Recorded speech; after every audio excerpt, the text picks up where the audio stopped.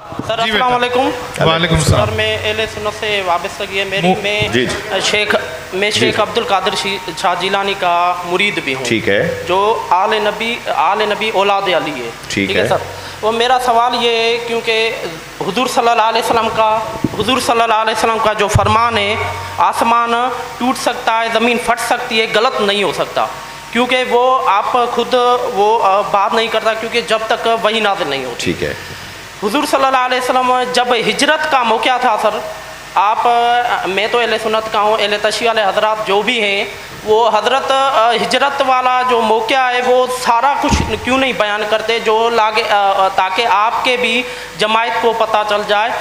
حضور صلی اللہ علیہ وسلم جب مکے سے مدینے گئے تھے تو حضور صلی اللہ علیہ وسلم حضرت علی کو اپنے بستر پہ سلا کے حضرت ابوبکر کو اپنے ساتھ لے گئے تھے. میں تمہارا سوال خود بتا دیتا ہوں. تو پھر وہ اس کی اللہ تعالیٰ نے تصدیق بھی کر دی ہے قرآن پاک میں، غار ثور کی بھی، سانپ والا قصہ بھی ہے. تو سر یہ جب اللہ تعالیٰ کو نہیں پتا تھا کہ آج یہ میں آیت پیدا کر رہا ہوں کہ یہ جو اللہ تعالیٰ کو تو پورا علم تھا، تو یہ آج کیا دن قیامت تک یہ قرآن سچا رہے گا اس کا مجھے سر وہ آیت یاد نہیں ہے، آپ کہو گے تو میں ڈاکٹر طاہر القادری کا وہ ریزن بھی دے دوں گا. ایک یہ سوال ہے. دوسرا یہ سوال ہے سر، میں اپنا وہ موقع دوسرا یہ اشر المبشرہ کون ہے سر؟ اشر المبشرہ کے صحابہ کے نام بتاؤ.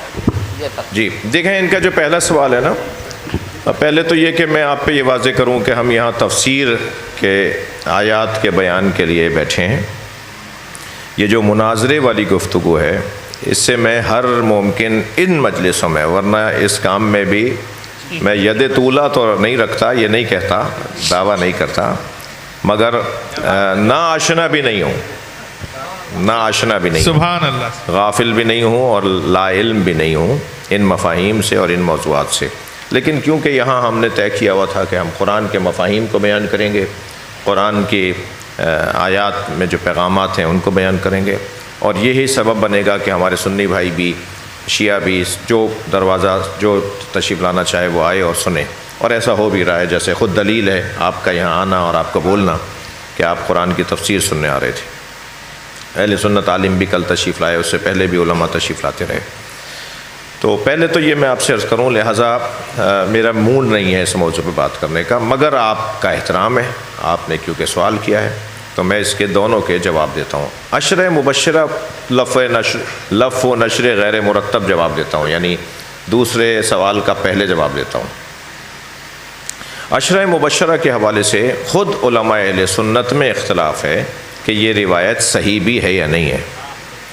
مسلم نہیں ہے، 100% نہیں ہے، 100% نہیں ہے کہ تمام علماء اہل سنت 10 ٹاپ 10 صحابہ کرام کے بارے میں یہ بات مانتے ہوں کہ نبی نے ایسا فرمایا کہ جنت ان کی مشتاق ہے اور جنت کی میں نے بشارت دیتا ہوں. یہ خود علماء اہل سنت میں اختلاف ہے.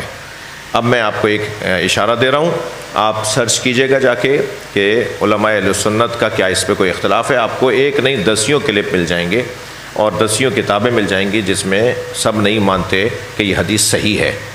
ایک تعداد اہل سنت کے علماء کا یہ کہنا ہے کہ یہ جعلی حدیث ہے، یہ حدیث صحیح نہیں ہے. ٹھیک ہے، اچھا کچھ دیر کے لیے مان لیتے ہیں کہ عشرہ مبشرہ والی حدیث صحیح ہے. تو اس کا مطلب کیا ہے؟ نبی مکرم نے جب کسی کو بھی بشارت دی ہے، بات ہو رہی ہے امت کی، انبیاء کی بات نہیں ہو رہی. اہل بیت کا قصہ علیحدہ ہے. اہل بیت کیونکہ نفس رسول ہیں، اہل بیت کیونکہ جان رسول ہیں، اہل بیت کیونکہ ذات رسول ہیں. تو اہل بیت کے بارے میں بات نہیں ہو رہی ہے، اصحاب کے بارے میں اور امت کے بارے میں. جب بھی نبی مکرم نے اصحاب کو یا امت کے کسی فرد کو کوئی بشارت دی ہے تو وہ اس کے آج تک کے جس دن بشارت دی ہے اس دن تک کے کردار کی بشارت ہے. اس بشارت پہ وہ معصوم نہیں بن جائے گا کہ کل کوئی گناہ نہیں کرے گا. اس کے معصوم ہونے کا اعلان نہیں ہو رہا وہ کہ اب میں نے آج اعلان کر دیا کہ یہ جنت میں جائیں گے تو اب یہ کوئی گناہ ہی نہیں کریں گے، اب ان سے کوئی خطا ہی نہیں ہوگی، یہ بس پاک صاف ہو گئے، اب یہ جنت میں جائیں گے. ہاں مر جائیں آج ہی، اگر ہم مان لیں کہ آج ہی یہ مر جائیں نبی کی بشارت سن کے تو ہم اس روایت کے مطابق مان لیں گے کہ وہ سیدھے جنت میں جائیں گے.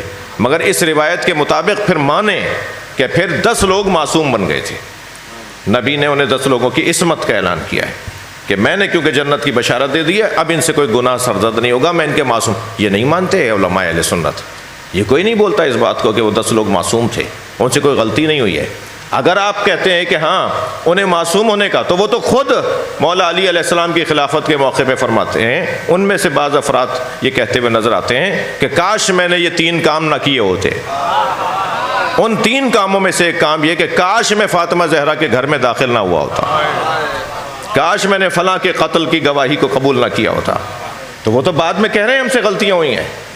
جب وہ کہہ رہے ہیں ہم سے بعد میں نبی کی رحلت کے بعد میں وہ کہہ رہے ہیں ہم سے غلطیاں ہوئی ہیں، تو پھر اس کا مطلب ہے کہ نبی عشر مبشرہ کی جو روایت کے مطابق ان کو بشارت دے کے جا رہے ہیں، اس کا مطلب یہ تھا کم سے کم، اور اگر ہم قدر مشترک نکالیں گے تو یہ کہ اسی دن اگر ان کی رحلت ہو جاتی تو وہ جنت میں چلے جاتے. بعد میں ان کا جنت میں جانا اور ہر کام کے عوض ان کو سب معافیاں مل جانا اور ان کو ڈائریکٹ جنت میں پھر بھیجا جائے گا، یہ معقول نہیں ہے. سبحان اللہ. پہلا جواب. دوسرا جواب جو آپ فرما رہے ہیں یہ بھی ان اختلافی موضوعات میں سے ہے.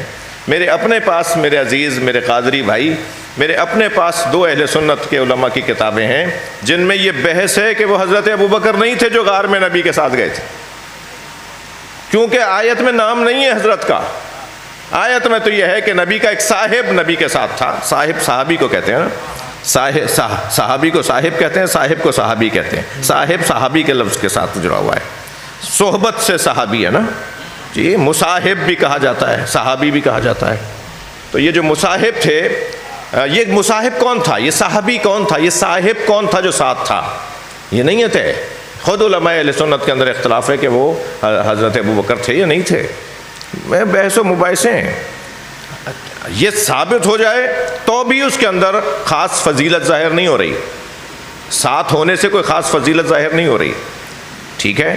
لیکن ہم کچھ دیر کے لیے مانتے ہیں کہ ساتھ ہونے سے فضیلت ہے. مگر وہ کون تھا صاحب، وہ صاحب کون تھے، جو صاحب تھے وہ صاحب کون تھے، وہ طے نہیں ہے، اس میں اختلاف ہے.